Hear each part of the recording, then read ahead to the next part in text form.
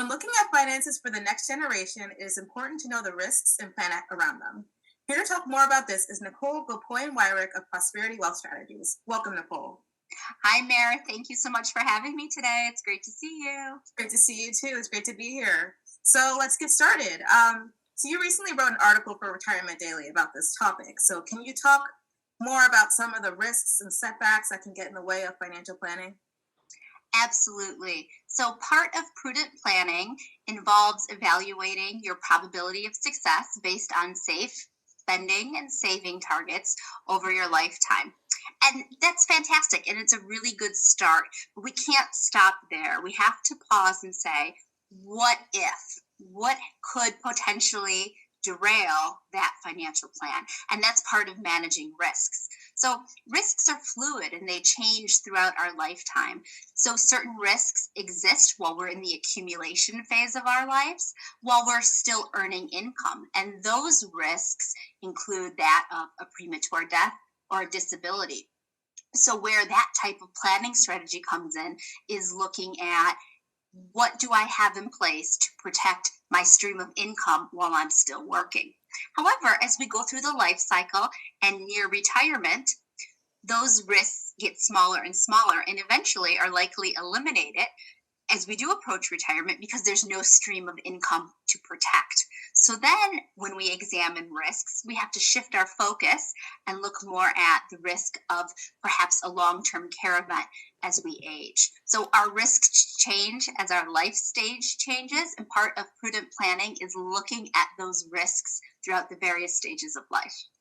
hmm So how can one reduce or diminish these risks? There are a variety of different tools, but and those tools are different depending on what risk we're looking at. But so if we were looking at protecting a stream of income from employment, life insurance can be a great tool to do so. If we're looking at protecting a risk of disability, which would limit or eliminate our ability to work, disability insurance is a fine tool to do so. And then as we look to examining a long-term care event, there are different tools we have to mitigate that risk as well. Some clients are in a position to self-insure. Other clients choose to utilize insurance to mitigate that risk, and there's different types of insurance to do so. So, regardless of which path is right for someone, it's still important to evaluate those risks and look at the different opportunities to mitigate them based on your unique situation. hmm So once you find a way to manage these risks, what are some ways that people can transition their wealth to their children or their grandchildren for that matter? Yeah, that's a great question, Mare. So for many clients, step one is making sure their financial household is solid, their foundation is solid. Step two is to look at what risks could derail their financial independence, those things that we talked about, a premature death, a disability, a long-term care event. And then assuming that the person, the individual is covered in all of those risks with a high probability of success of having enough resources to last their lifetime, the focus often then shifts to how do I successfully transition wealth to the next generation?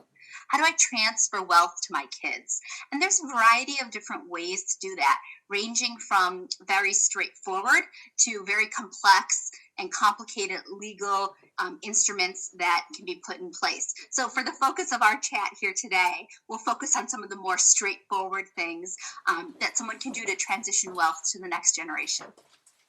Mhm. So, in your article, you also mentioned purchasing a long term care policy where the parent pays for the insurance and then the adult child is insured underneath that. So, can you talk a little bit more about that and the why behind that strategy?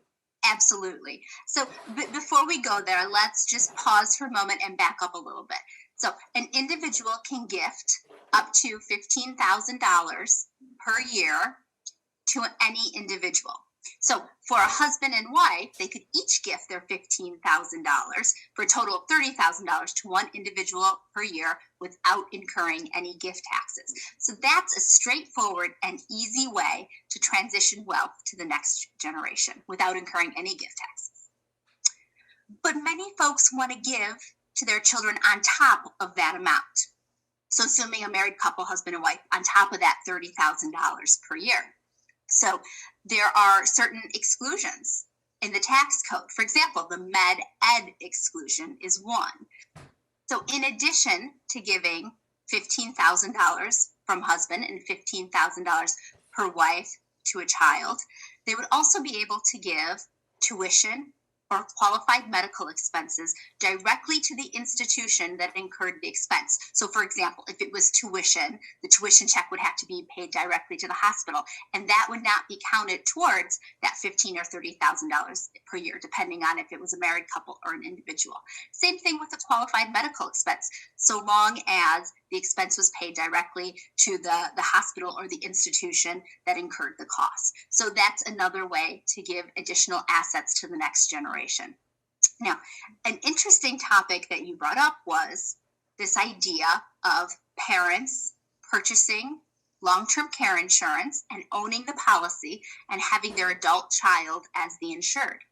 So as so many of our baby boomers are aging, adult parents are concerned about their adult children as they're aging and wanting to make sure they're covered for the risk of a long-term care event.